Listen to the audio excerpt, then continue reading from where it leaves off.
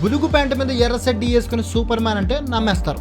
కానీ ఏళ్ల తరబడి ఒంటి కాలిపై నిలబడి తపస్సు చేసి అష్టసిద్ధులు సిద్ధించుకుని అమేయ పరాక్రమంతుడయ్యాడు, సూపర్ హ్యూమన్గా మారాడు అని క్లియర్గా జస్టిఫికేషన్ ఇచ్చినా నమ్మరు. షీల్డ్తో కెప్టెన్ అమెరికా బుల్లెట్లని రిఫ్లెక్ట్ చేశాడంటే నమ్ముతారు. లేజర్లని అడ్డుకున్నాడంటే కళ్ళప్పగించి చూస్తారు. కానీ త్రిశూలంతో బుల్లెట్లని పక్కకి తోశాడంటే మాత్రం అబ్బే నమ్మబుద్ధి కావట్లా అంటారు. ఇదే మన ఇండియన్స్లో ఉన్న బుద్ధి తక్కువతనం. ఎప్పుడు పొరుగింటి పొల కూరే మన బతుకి రుచి. సినిమా చూసిన ప్రతి ఒక్కడు అది బాలేదు ఇది బాలేదు అనడమే కానీ ఏది బాలేదో పర్ఫెక్ట్గా చెప్పమంటే మాత్రం నీళ్లు నమ్ములుతారు.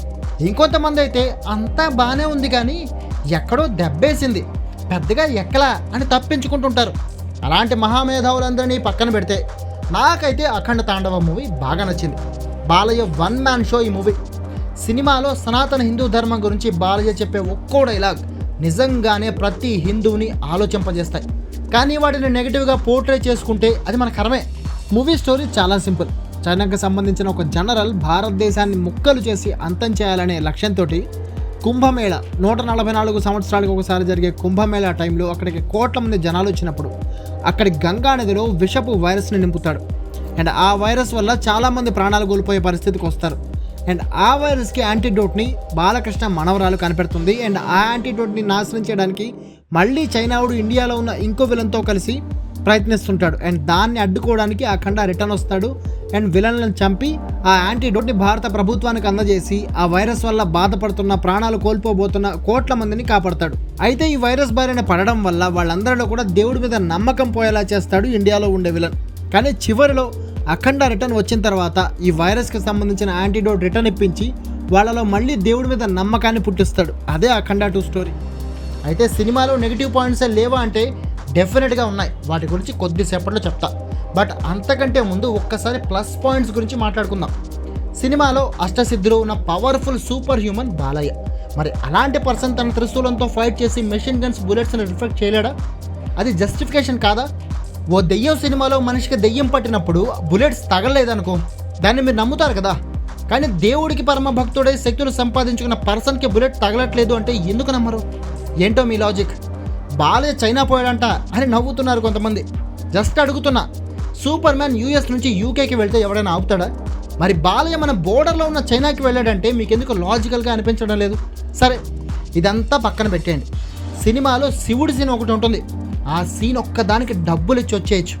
అంత హార్ట్ టచింగ్ సీన్ అది. ఆ సీన్లో డైలాగ్ ఎంత సింపుల్గా ఉంటుందో అంతలా మనసుకు టచ్ అవుతుంది.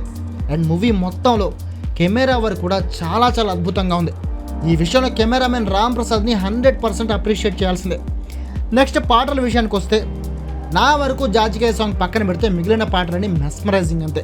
ప్రతి పాట ఒక కల్ట్ క్లాసిక్ కావడం పక్క. జస్ట్ కొద్ది రోజులు వెయిట్ చేయండి. పండగలు పూజల్లో ఎక్కడ పట్టినా ఆ పాటలే వినిపిస్తాయి. ఇక మిగిలిందంతా బాలయ్య దండయాత్ర మూవీలో.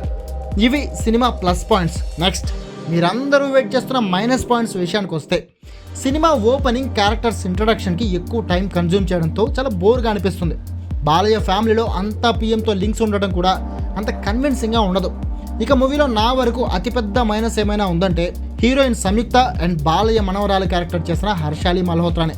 అసలు ఇద్దరి ఫేస్లో ఫీలింగ్సే పలకలేదు. ఇక వాళ్ళ ఫేషియల్ ఎక్స్ప్రెషన్స్కి, లిప్సింగ్కి, డైలాగ్స్కి సంబంధమే ఉండదు. అది చాలా ఇరిటేటింగ్గా అనిపించింది నాకైతే. ఇంకో మైనస్, మూవీ పరిగెడుతుంటుంది. నేను చాలా మూవీ రివ్యూస్లో చెప్తుంటా, ఆడియన్కి సీన్కి మధ్యలో బ్రీతింగ్ స్పేస్ ఇవ్వాలి డైరెక్టర్. అలా ఇవ్వకపోతే సీన్స్ని అనలైజ్ చేసుకోలేరు ఆడియన్స్. అఖండ 2 మూవీకి కూడా అదే మైనస్. బాలయ్య దండయాత్రపైనే ఫోకస్ పెట్టిన బోయపాటి బాబాయ్ సినిమా మూవ్మెంట్పై ఫోకస్ చేయకపోవడం మైనస్ అయింది. అలాగే సీజీ ఎఫెక్ట్స్పై కూడా బోయపాటికి అంత పట్టు లేకపోవడం అండ్ దానికోసం ఎక్స్టర్నల్ హెల్ప్ తీసుకోకపోవడం కూడా సినిమాకి మైనస్ అయింది. గ్రాఫిక్స్లో చాలా చోట్ల మనకి ఆ ఫ్లాస్ కొట్టొచ్చినట్టు కనిపిస్తాయి. ఫర్ ఎగ్జాంపుల్ ఫైనల్ ఫైట్లో ఎలక్ట్రిక్ రోబోలో మనుషులు తెలియని కొంతమందితో అఖండ ఫైట్ చేసే టైంలో ఆ తేడా క్లియర్గా తెలుస్తుంది. నల్ల సూట్లేసి ఆఫ్టర్ ఎఫెక్ట్స్లో మెరుపులు వేసినంత మాత్రాన సరిపోయిందా? కనీసం సూట్ ఎలా ఉంది, బాడీ ఎలా ఉన్న వాళ్ళని తీసుకోవాలి అనేది కూడా చూసుకోవాలి కదా. ఆ సూట్లో ఉన్న విలన్లు ఇంత పొట్టేసుకుని ఫైట్ చేస్తే ఆడియన్స్కి క్రింజ్గా ఫీల్ గారా? రోబోకి పొట్టొచ్చింది అనుకోవాలా, లేదంటే సూపర్ సోల్జర్స్కి కూడా పొట్టు ఉంటుంది అని కన్విన్స్ కావాలా ఆడియన్స్? దీనికి ఆన్సర్ బోయపాటే చెప్పాలి. ఇక హారీ పినిశెట్టి క్యారెక్టర్ మధ్యలో అలా వచ్చి ఇలా చచ్చి వెళ్ళిపోతాడు. ఆ క్యారెక్టర్ సిగ్నిఫికెన్స్ చాలా చెత్తగా బిల్డ్ చేశాడు బోయపాటి. ఫైనల్లో ఆదితో ఫైట్ పెట్టి ఉంటే చాలా చాలా బాగుండేది. అండ్ అది ఫైనల్ ఫైట్గా ఒక ఎస్టాబ్లిష్డ్ ఫైట్ అయ్యేది, క్లైమాక్స్ ఫైట్ అయ్యేది. ఇక క్లైమాక్స్లో ఒక కామెడీ ఉంటుంది. అదేంటంటే చైనాలో ఉన్న విలన్ డెన్లోకి కూడా బౌద్ధ గురువు, మన ఇండియన్ విలన్ ఏదో పెళ్లి మండపంలోకి వెళ్ళినట్టు వెళ్ళిపోతుంటారు. వాళ్ళని బయట ఉన్న ట్యాంకులు, సోల్జర్స్ ఎవరు ఆపరా? ఏమో అది బోయన్నకే తెలియాలి. ఏదేమైనా ఈ మైనస్లన్నీ పక్కన పెడితే నాకైతే మూవీ నచ్చింది, ఒప్పుకుంటా. అక్కడక్కడ చిన్న చిన్న మైనస్ పాయింట్స్ ఉన్నాయి. ఓవరాల్గా సినిమా పరంగా చూస్తే ఆ మైనస్ పాయింట్స్ కూడా నెగ్లిజిబుల్ అంతే. ఫైనల్గా మూవీ మొత్తంలో నాకు నచ్చిన డైలాగ్, వైరస్ లాంటి రోగాలు రావడానికి కారణం కూడా దేవుడు ఉన్నాడు అని అప్పుడప్పుడు జనాలకి గుర్తు చేయడమే.